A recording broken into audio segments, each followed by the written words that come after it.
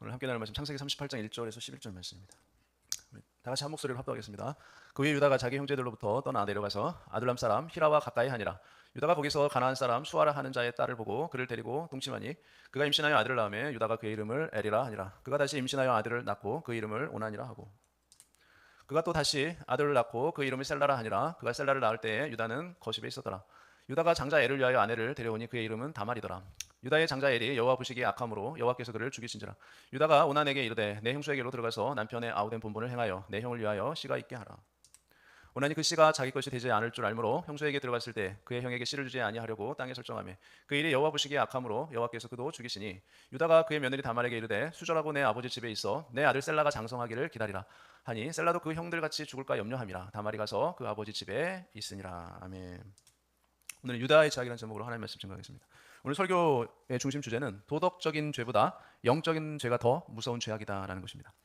오늘 설교 목적은 주님께 받은 사명과 은총을 감당해야 된다라는 아주 중요한 말씀이죠.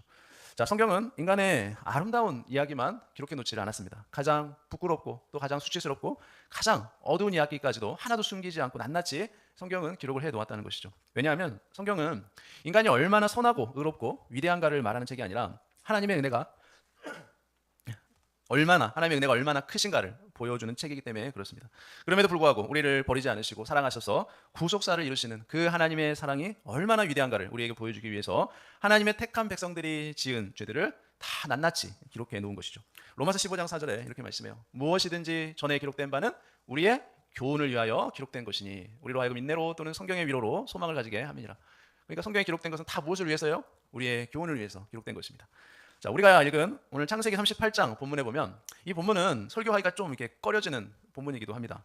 그러나 성경은 이 38장을 이 요셉의 이야기 한 가운데 끼워 넣었죠.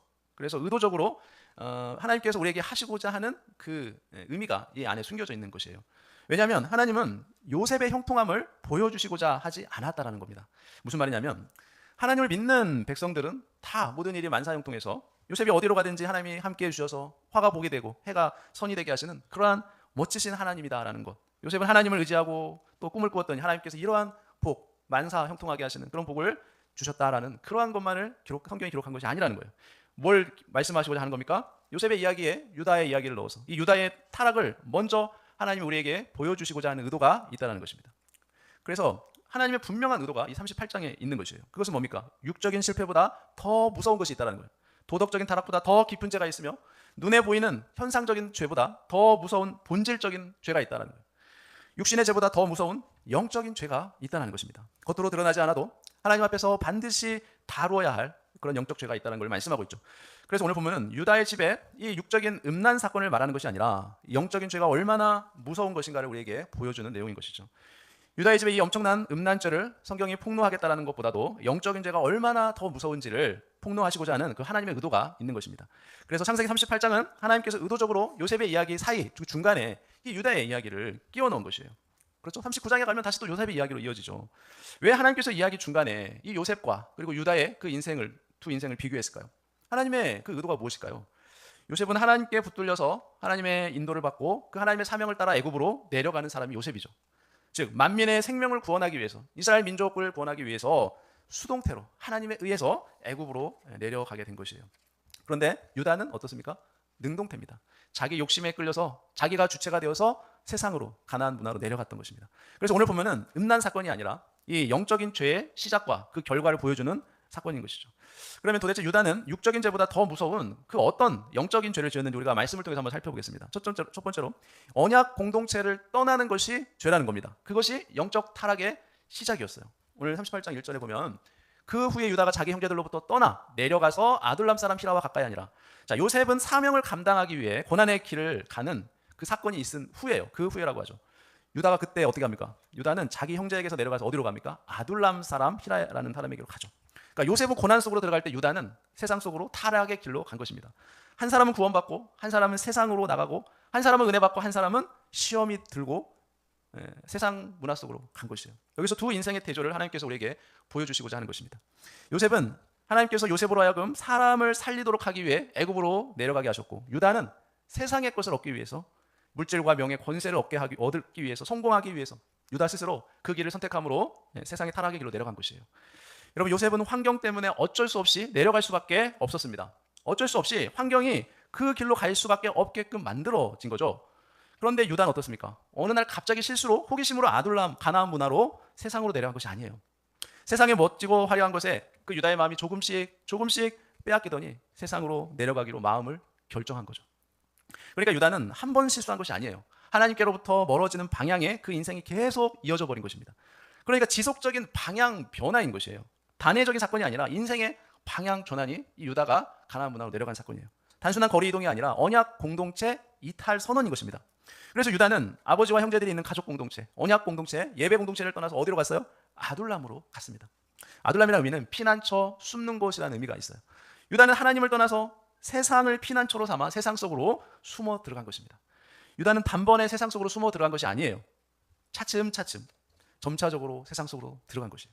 여러분 우리도 마찬가지죠. 신앙생활 하다 보면 예배 한 번, 두 번 빠지다가 보면 어떻게 돼요? 예배 안 나오게 돼요. 예배 안 나오는 건 시간 문제예요. 한두 번 빠지면 결국 예배에 나오지 않습니다. 우리 코로나 때 많이 경험을 했죠. 자, 유다가 아둘람으로 내려간 것의 역사적, 문화적 배경을 좀 살펴보겠습니다. 당시 가나안 사람들의 특징이 뭐냐면 우상 숭배를 많이 했어요. 특히 바알이라는 우상을 많이 숭배했어요. 바알의 뜻은 주인, 지배자, 풍요를 주는 신이라는 의미가 있어요. 자, 가나안 사람들이 섬긴 바알은 농경의 신이었습니다. 그 당시엔 농사를 지었던 문화이기 때문에 농경의 신, 비와 풍요의 신이 바알이었어요. 그래서 그들은 바알 신은 비를 내려서 농사가 잘 되게 하고 또 가축과 또 인간의 번식을 돕고 풍요와 성공을 가져다 준다고 믿은 것이에요. 그리고 삶의 복과 성공을 주는 신으로 그렇게 그들이 믿었던 것입니다. 그리고 가나안의 종교는 어떤 신앙이었냐면 혼합신앙이었어요. 모든 걸 다 섞어버리는 혼합신앙. 여호와 하나님도 믿고 하나님도 인정하고 바알도 섬기고 아세라도 섬기고 또 이방 사람들이 섬기는 많은 이방 잡신들 다 섞어서 섬기는 그런 혼합신앙이 바로 가나안 사람들의 종교관이었어요. 오늘날로 말하면 그런 거죠. 우리가 오늘날의 신은 뭡니까? 돈이죠. 돈이 우리의 우상이잖아요. 돈을 여러분 우리가 열심히 일해서 돈을 버는 것은 필요하죠. 돈을 가지는 것이 문제가 아니라 무엇이 문제입니까? 그 돈이 우상이 되는 것이 문제죠. 돈에 완전히 내 마음이 뺏겨서 오직 돈만을 의지하며 사는 것이 그것이 혼합신앙, 우상숭배인 거죠. 자, 혼합신앙의 본질은 뭐냐면 하나님을 버리는 것이 아니에요. 하나님을 버리는 것이 아니라 하나님을 여러 가지 선택 중에 하나로 만들어버리는 것이 아니에요. 그게 혼합신앙이에요. 그래서 혼합신앙은 하나님을 부인하는 것이 아닙니다. 하나님을 유일한 분으로 인정하지 않는 것이에요. 나에게는 오직 하나님만 있으면 됩니다라고 하나님만을 인정하지 않는 것이에요. 하나님도 필요하지만 다른 것도 필요하다고 그렇게 생각하는 거죠. 유다가 내려간 것은 단순한 이방 땅이 아니라 하나님 대신 풍요를 믿고 죄를 종교로 포장하고 신앙을 섞어버리고 경제까지 우상화한 곳이 바로 이 가나안 문화였어요. 즉 언약 신앙이 무너지기 가장 쉬운 환경 속으로 이 유다가 들어간 것입니다. 그래서 하나님은 이방인과 결혼을 금지시키셨어요. 왜냐하면 그 이방 문화에 우리가 쉽게 영향을 받기 때문에 이방 여인과 이방 사람과 결혼하는 것을 금지시켰습니다. 가나안 문화는 하나님 없이도 잘 살 수 있다고 믿는 그러한 문명의 종교였어요. 유다는 이미 가나안 문화 속으로 편입된 상태였습니다. 유다는 구속사의 자리에서 이방 문화 속으로 내려간 것이에요. 그러니까 유일신 하나님만을 믿는 그 복음의 공동체에서 내려간 겁니다. 그러니까 유다의 내려감은 그냥 단순한 거리 이동이 아니에요. 하나님 중심에서 인간 중심으로 이동하는 그 영적인 하강을 의미하는 것이에요. 성경에서 내려감은 계속 반복되는 걸 우리가 볼 수 있는데 여러분 성경에 보면 창세기에 롯도 나오죠. 롯이 소돔으로 내려가죠. 그것도 뭡니까? 언약 신앙의 상실을 의미해요. 삼손도 블레셋 땅으로 내려갑니다. 그것은 사명의 상실을 의미해요. 요나도 하나님 말씀의 명령에 불순종해서 다시스로 내려가죠. 그것이 뭡니까? 하나님의 뜻을 회피하는 것이죠. 자, 유다도 아둘람으로 내려간 것은 단순한 장소 이동이 아니라 언약의 자리에서 내려가 버린 거예요. 이탈해 버린 거예요. 자, 극단적인 면에서 혼합 종교는 복음에서, 은혜에서, 말씀에서, 하나님에게서 떨어져 나간 것과 같은 것이에요. 여러분 유다가 누구냐면 유다는 야곱의 아들로서 언약의 계승자였어요. 그리고 장차 메시아 지파의 조상이 될 사람이 유다였습니다. 그 유다가 우상을 숭배하는 문화 속으로 내려간 것이죠. 즉 메시아 계보가 잠시 인간의 손에 흔들리는 순간이었어요. 메시아가 와서 인류를 구원해야 되는데 유다가 그 세상 문화 속으로 내려가 버린 것이에요. 구속사적으로 보면 이 사건은 한 사람의 타락이 아니라 구원 역사에 드리운 아주 위태로운 위기의 장면인 것이에요. 아주 위험한 엄청난 사건이죠. 자, 우리가 복음을 떠나고 예배 공동체를 떠나고 언약 공동체를 떠나면 나를 통해서 구원받을 무수한 전도 대상자들이 어떻게 돼요? 다 잘려 나가 버리는 것이에요. 내가 구원해야 되는데 내가 언약 공동체를 떠나버리면 나로 인해서 구원받을 사람들이 다 같이 잘려 나가는 거죠. 나를 향한 하나님의 계획이 송두리째 다 무너져 버리게 되는 것입니다. 이것을 영적인 죄라고 성경이 말하는 것이에요. 이것보다 더 무서운 죄가 없는 것이죠. 그런데 놀라운 사실이 있습니다. 유다는 내려갔지만 그러나 예수님은 어떠가시죠? 내려오십니다. 유다의 내려감은 타락이었고 예수님의 내려오심은 구원, 구속이었어요. 인간은 하나님을 떠나 내려갔고 하나님은 인간을 살리기 위해서 내려오셨습니다. 이것이 복음인 것이에요.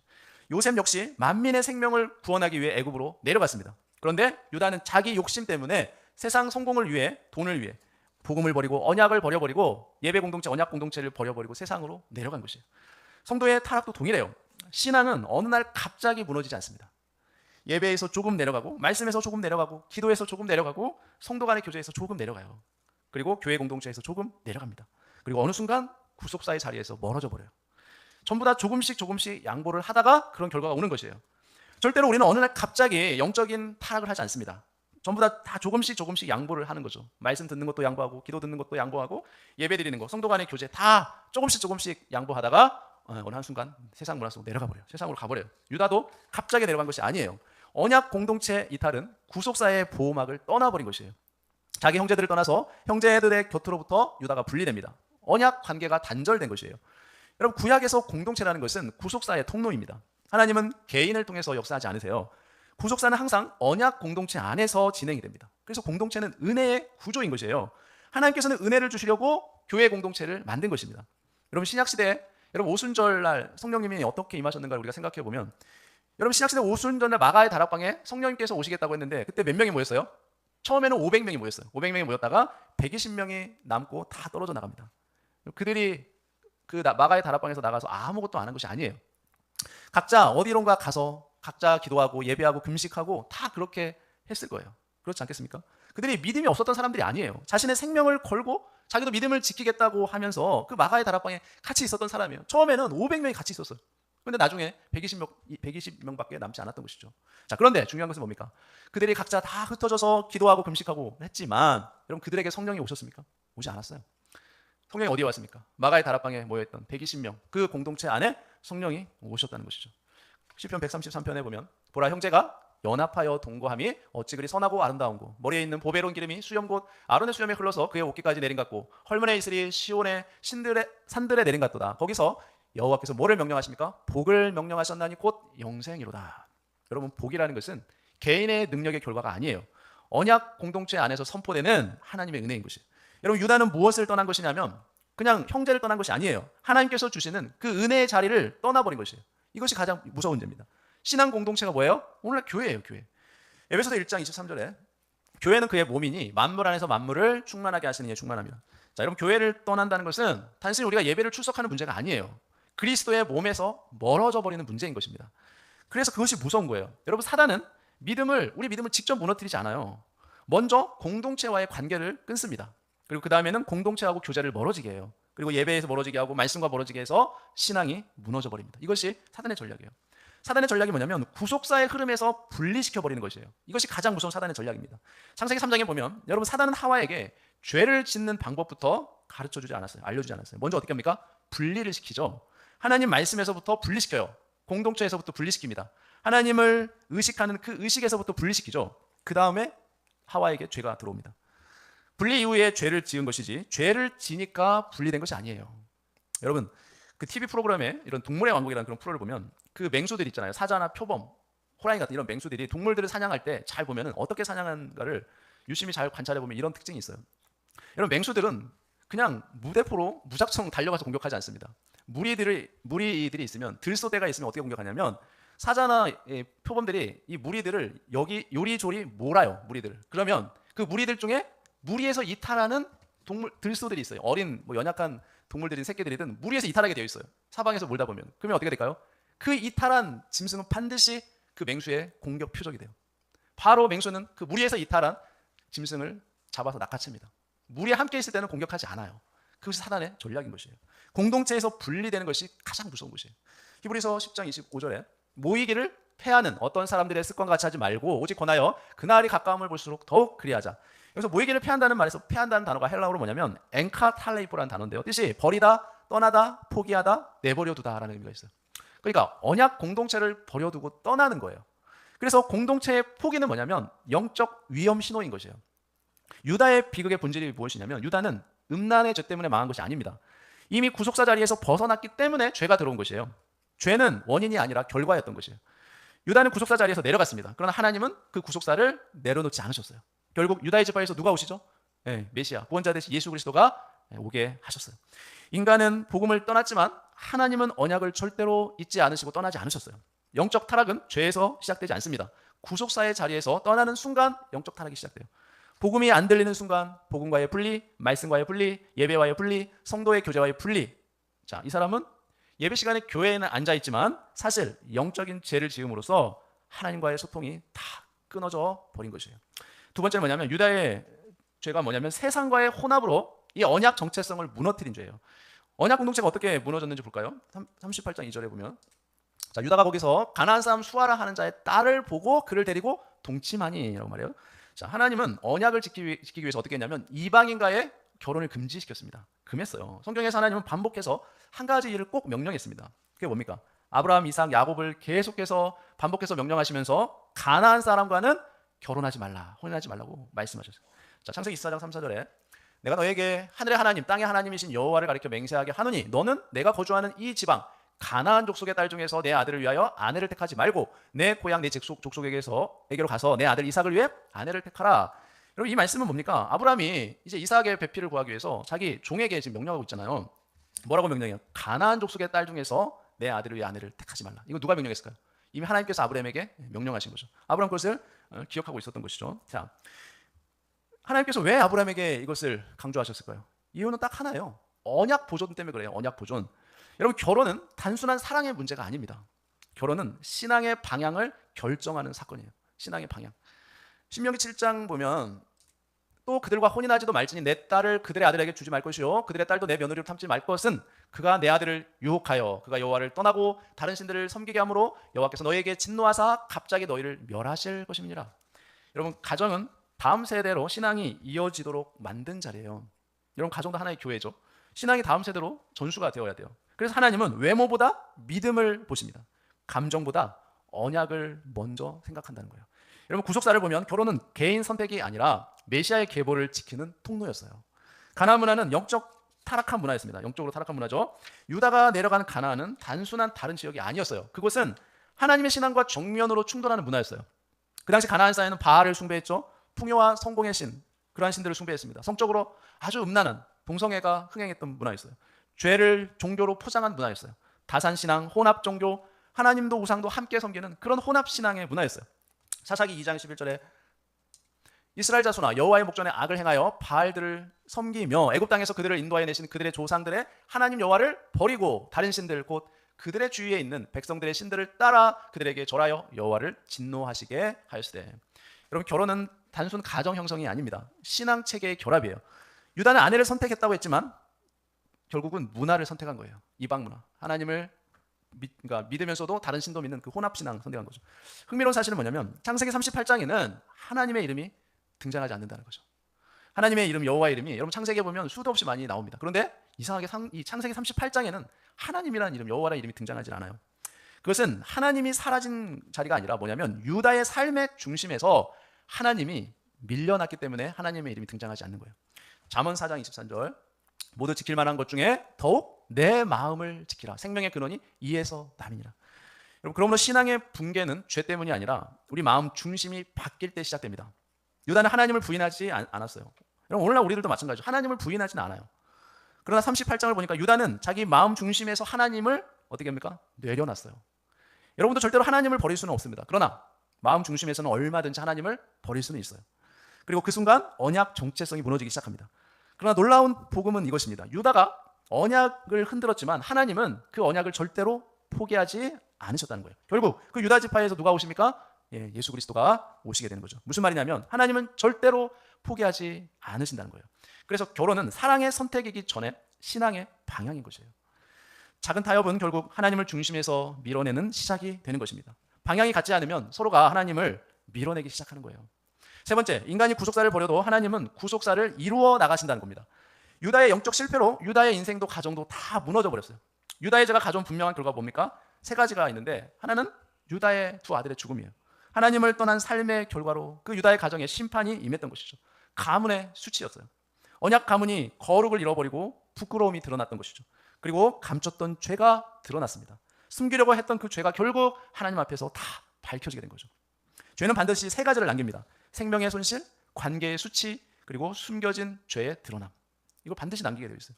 인간적으로 보면 모든 것이 끝난 이야기예요. 유다의 삶을 보면 그렇잖아요. 언약 가문이 완전히 다 무너져 버렸어요. 미래가 완전히 끊어진 것처럼 보입니다.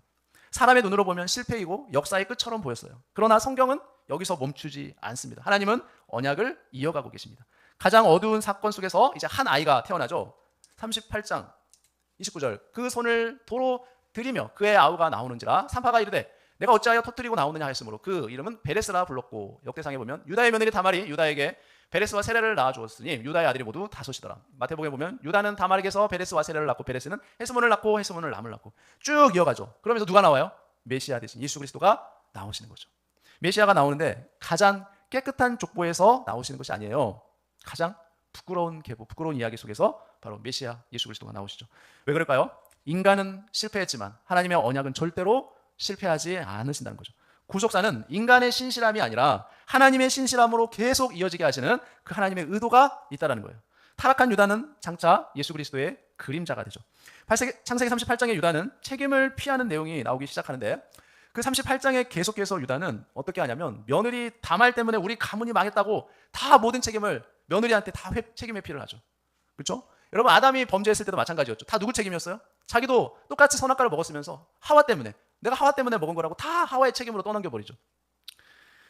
자, 유다는 며느리 다말에게 마찬가지로 책임을 다 회피합니다. 그런데 놀랍게도 창세기 44장에 가면 그랬던 유다가 완전히 다른 사람으로 변합니다. 44장 33절에 이제 주의 종으로 이 아이를 대신하여 머물러 있어 내 주의 종이 되게 하시고 그 아이는 그의 형제들과 함께 올려보내소서. 누가 한 말이에요? 유다가 한 말이에요. 그러니까 나를 죽여도 좋으니까 우리 가족들을 살려달라고 지금 간청하고 있어요. 요셉한테. 자, 유다는 책임을 회피하고 죄를 숨겼던 사람인데 창세기 44장에 와서는 완전히 다른 사람으로 변해버리죠. 자신이 살기 위해서 동생을 버린 사람이 이제는 동생을 살리기 위해서 누구를 내어놓고 있어요? 자기 자신을 내어놓고 있어요. 그렇죠? 이 장면은 단순한 형제 사랑이 아니라 형제를 대신해서 자신을 내어주는 그 희생적 사랑을 보여주고 있는 거죠. 타인을 살리기 위한 자기 포기. 즉, 이 모습은 장차 오실 예수 그리스도의 그림자인 것이에요. 유다의 모습에서 예수님의 그림자를 볼 수 있는 것이죠. 형제를 살리려고 내가 애굽의 노예가 되겠다고, 종이 되겠다고 말하는 거예요. 내가 어떤 고난도 달게 받겠다라고 그렇게 말합니다. 유다가 그렇게 변한 것이에요. 창세기 38장에서 44장으로 넘어오면서 사람이 완전히 180도 변해버립니다. 바뀌게 된 거예요. 유다를 쫓아서 오실 예수님이 이제 인류를 대신해서 종으로 오셔서 십자가에서 구속을 이루어서 우리를 구원해 주실 것을 말씀하고 있죠. 그래서 유다를 쫓아서 예수님이 오신다는 이야기가 이 유다의 이야기를 통해서 이렇게 연결이 되고 있는 것이에요. 내가 종이 되겠다. 유다의 고백. 자신을 내어준 것이죠. 자, 이 모습은 장차 오실 예수 그리스도의 그림자로서 내어주신 것입니다. 히브리서 7장 14절에 우리 주께서는 유다로부터 나신 것이 분명하도다. 이 지파에는 모세가 제사장들에 관하여 말한 것이 하나도 없고, 자, 히브리 7장 14절에 타락했던 그 유다 지파에서 세상을 구원하실 메시아가 오시게 된 거죠. 이것이 바로 은혜인 거예요. 은혜. 이게 어떻게 가능합니까? 그 수치스럽고 완전 망해버린 그 집안에서 예수 그리스도가 오신 거예요. 자, 성경의 근본적인 죄는 영적인 죄예요. 영적인 죄는 육적인 죄보다 더 무서운 것입니다. 그러므로 영적인 타락의 순서는 신앙의 무너짐이라는 것은 갑자기 오지 않는다는 거예요.